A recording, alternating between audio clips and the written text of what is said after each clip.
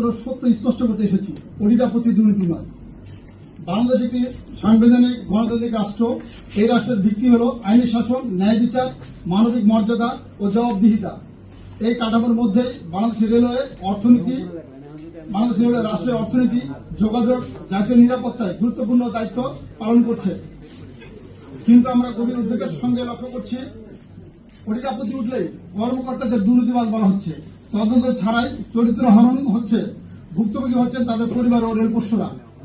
আমরা স্পষ্ট ভাষায় বলতে চাই, অডিট আপত্তি কোনো দুর্নীতি নয়, একটি প্রশাসনিক প্রশ্ন।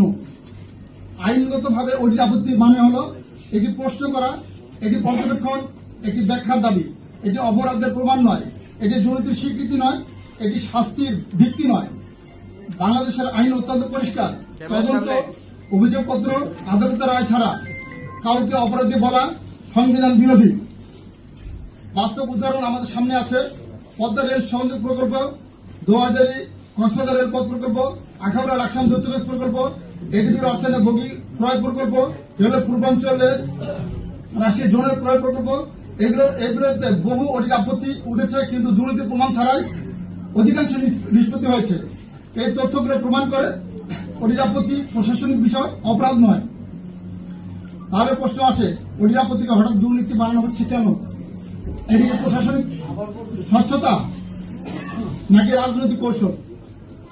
অডিট আপত্তির অজুহাতে দক্ষ কর্মকর্তাদের সরিয়ে দেওয়া হলে চলমান প্রকল্প বাধাগ্রস্ত হবে, প্রতিষ্ঠানের ভেতরে ভয় ও অনাস্থা তৈরি হবে এবং এর শেষ পর্যন্ত ক্ষতিগ্রস্ত হবে রাষ্ট্রের জনগণ।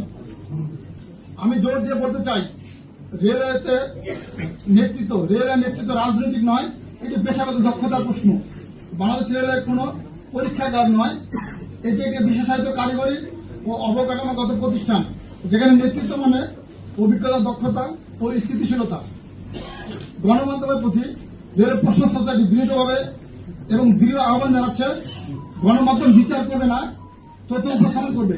চরিত্র হনন নয়, মানবাধিকার লঙ্ঘন নয়, জনস্বার্থ রক্ষা, সত্য যাচাই, এটাই গণমাধ্যমের দায়িত্ব। বাংলাদেশ রেল প্রশ্ন সোসাইটির অবস্থান স্পষ্ট। আমরা দুর্নীতির বিরুদ্ধে, কিন্তু সংবিধান ও আইনের আলোকে ন্যায় বিচার ও মানবিক মর্যাদা বজায় রেখে প্রয়োজনীয় উচ্চ আদালতের শরণাপন্ন হব। শেষে একটি কথা বলতে চাই, অডিট আপত্তি প্রশাসনিক প্রশ্ন, অপরাধ নয়, শাস্তির ভিত্তি নয়, চরিত্র হননের লাইসেন্স নয়।